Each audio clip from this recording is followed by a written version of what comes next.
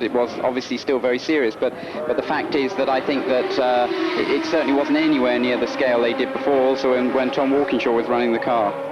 No, that Tom Walkinshaw operation was a massive operation a few years ago here. Martin Brundle actually drove for them at that stage, but then made the switch to Toyota. On board with Ukyo Katayama, still in the Toyota GT1. It looks as though no driver change on this one. This is the third placed car, remember, the only Toyota still in the race.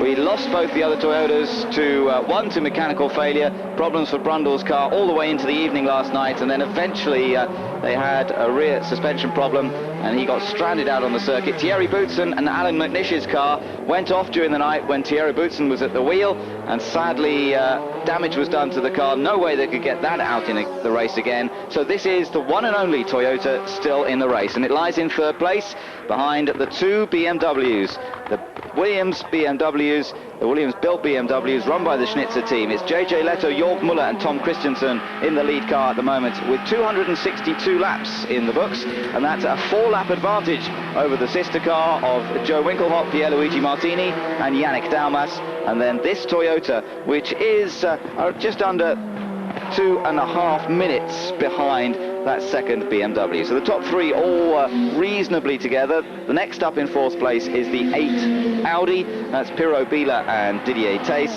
Then the number 18 BMW is in fifth place. That's the Thomas Boucher, Bill Oberlin, Steve Soper car, with in sixth place the David Brabham Panos, with Butch Leitzinger in that car at the moment, also being shared by Eric Bernard. Wonderful morning here at Le Mans. Thank you for joining our coverage on Eurosport. Ben Edwards and Andrew Gilbert-Scott back with you after the night session. And you didn't really miss a great deal apart from the loss of that number 2 Toyota. That was the big story during the night, with Thierry Boutsen crashing out, hitting a back marker, and that was the end of the race for him. But still the number 3 car there. There is the continued work on the number 7 Audi, still being shown as 8th position, and it's still got another 3 laps that it can afford to sit in the pits before it loses 8th to the number 13 Courage. There's a 3-lap advantage, so just see how quick the Joest boys can be in changing that gearbox. Coming out of the pits is the number 50 Viper of the Breiner family. That seems to be running nice and smoothly. Still the number 51 Viper leading the GTS class, and that's the one of Olivier Beretta, Carl Wendlinger and Dominique Dupuis, as Ukyo Katayama continues on his way in this fabulous Toyota GT1. Andrew, over the years you've raced a wide variety of sports cars, particularly in Japan, also here at Le Mans. They've changed quite a lot over the years, from the Group C days where you had great amounts of downforce, very, very powerful engines. Then we went into the era of Formula One engines, really, in the back of the sports cars. Nowadays, it's sort of compromise, really, isn't it? We've got turbocharged engine in the Toyota, but we've also got normally aspirated engines, seemingly very comparable.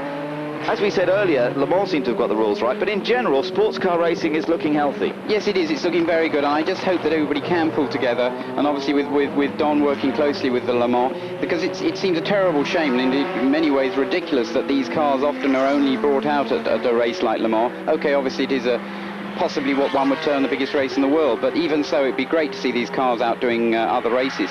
And looking at Group C, the cars have changed a lot, and I suppose one could reflect on the fact that with the Jaguar, when we had a gearbox problem, it took sort of 50 minutes to be able to change a gearbox on that. They just weren't designed to be as kit-like as they are now, but they are looking much more like that, and many people say, gosh, they really are almost back to what they were. If people remember the very impressive Peugeot, if you like, the ultimate of the Group C days. The Toyota, when it appeared on the first pictures, I think everybody felt, my goodness, we're right back to the same designer, of course. Yes, André that's right. Cortans is the man responsible. He was responsible for that all-dominating Peugeot 905, and then here he comes back again, building the Toyota, and as you say, he's come up with very much a Group C look-alike type car.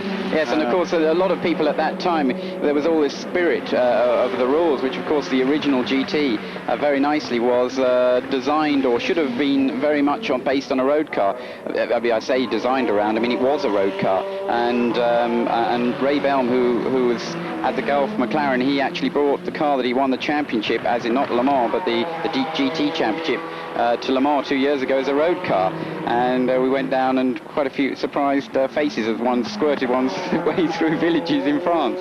Great fun though, I should imagine. Yes, very noisy. You'd had to have the earplugs or headphones on, but staggering to just see that kind of car just cruising around.